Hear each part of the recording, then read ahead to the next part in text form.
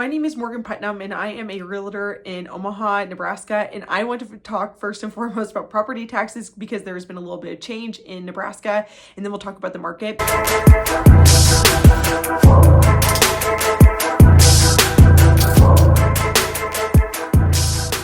There has been a bit of a reduction in what your property tax liability is, which is a huge win, but it's maybe not quite as clear cut as we thought. So in the past, you've been able to get a little bit of a credit for your property taxes on your income tax filing, but less than 50% of Nebraskans were taking advantage of this. And so now they're offering that credit upfront. So if you log into the Douglas County Assessor site, you'll see that your property taxes, almost all of them have gone down a certain amount. Everybody's have gone down a little bit of a different amount, but most people have seen a reduction. I've only seen a couple where they have stayed the same or gone up, and it's very slightly compared to the past where we have been seeing a huge increase in property taxes. So if you don't know how to navigate the website or would like me to take a look at your property taxes for you, let me know. I'd be happy to help with that. Year to date, we're seeing a large increase in the amount of listings for sale versus last year. So that just means that more people have put their house on market, but they aren't necessarily selling. We're seeing the same amount of closed sales, pending sales, almost to like the exact house number, but we are seeing more houses sit on the market. So we have around 200 to 300 extra homes for sale this year than last year at this time. So what that means is that buyers have a little bit more opportunity out there to find a house that they like and can negotiate better terms that are more favorable to them than for the sellers. It is now taking 17 days on average for a house to go under contract. That is still relatively fast compared to historical averages, but it's not as crazy as what we were seeing in 2020 and 2021. Sellers are receiving 98.3% of list price. So whenever there is an actual or perceived dip in the real estate market, we see home building really slow down, put some major brakes on, which is what was happening obviously in 2008 and 2009 during the huge crash. Home building basically stopped. Right now we're in a bit of a real estate slump, even though none of the data actually shows that, but that's just the feeling, even if it isn't actually happening. And so new construction has gone down 36% over this last year to date. As people feel like they are strapped for cash, then new construction is usually the first thing that kind of goes out the window. People feel like it's not an option, feel like it's not affordable, because obviously price per square foot, it is usually quite a bit more expensive than an existing home. And so it's been interesting to see that happen over this past year and see how that has kind of shifted for home builders. We've seen a lot of new predictions for interest rates for 2025, and what we are seeing over and over again is that rates are likely still going to be in the sixes throughout all of 2025. So this is tough for people to swallow just because of that recent history in 2020 and 2021. But again, historically, it's really low compared to what it was in like the 80s and 90s.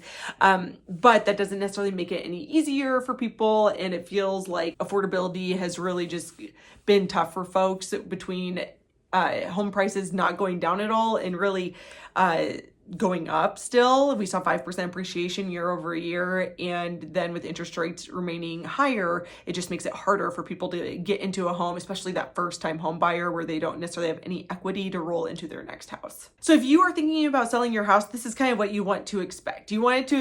It could take a couple of weeks for your house to go under contract, maybe even a little bit longer, especially if you're selling in that higher price point.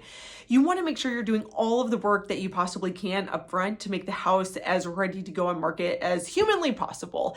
Historically, it takes 12 agent showings. So that means serious buyers who are working with a buyer's agent, 12 of those showings to come through to get an offer on a house.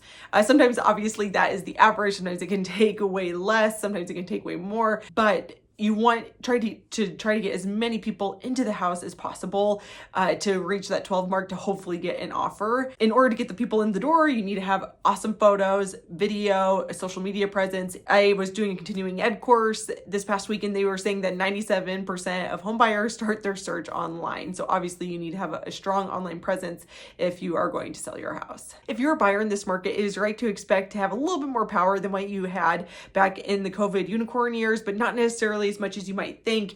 As people kind of anecdotally talk about the housing market is in a crash, it's definitely not. And it is still possible to find yourself in a situation where you're offering on a house that has multiple offers, especially if that house is priced right and it looks great and it's that first weekend on market. You want to work with a trusted realtor to know how to best craft your offer to make your offer stand out, but also to not give too much away. If you are a first-time buyer or VA buyer, FHA, who during those COVID years is a little bit harder to get your offer accepted, this is a good time to be participating in the market. There's just less competition. It is easier to get your offer accepted. You might want to start your search early on in the year in 2025 versus waiting till spring. There's just always more competition in spring, no matter what, even if interest rates are higher.